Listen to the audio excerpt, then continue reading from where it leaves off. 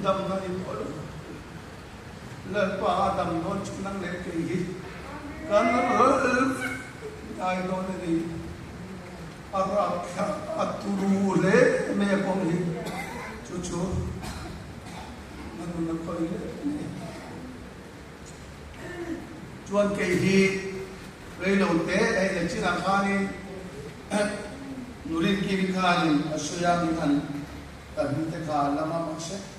akalat kim na raman katan chuang chuan una ya ai zo ko puya chuan e tukhum fa iti pan tam em amaro chu ko ni handal pan to pati chin in hi comedy ki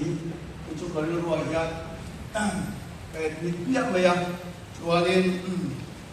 hi politics sa ka oma Telpan pagi politics manginam kadi nolaw nang mga alarang kadi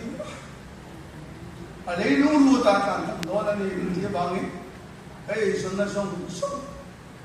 kal sa nila tu to pa ni siya wala pakatikan nun invent sa M2 ako ma alay pa ni ko dan siya tiyam song o bahangi kahim nun doa isang lilo min kasang sel kaham kana tursong sang na tayo ni siyam si hinay tuwa na kahitun ni amay kalaw chan apoy na may kalalpa lungoy na katanan hun retay pa siya duwal ko na katuwar zed na ninjo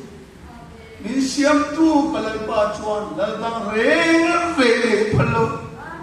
adhut deom kurit kanun kong suway sete kanun nasakit azim to bilal pani dudan to cheto don ingay dan to cheto don ka dudan ay kamay dan to min don ni in min don biya dajan tun ma ka dudan ilal pa hialom che masa tu suaron sama tu na chuna pion siam thin kha a pion tur song le besia rumang chu le pan kuna ni foi na ko ani a rumang chu de la ya pathian ram chan chin sa pathian ram chan chin hi nang le ke han le pan prin chu alu sia chu sa ra chan na chin pinto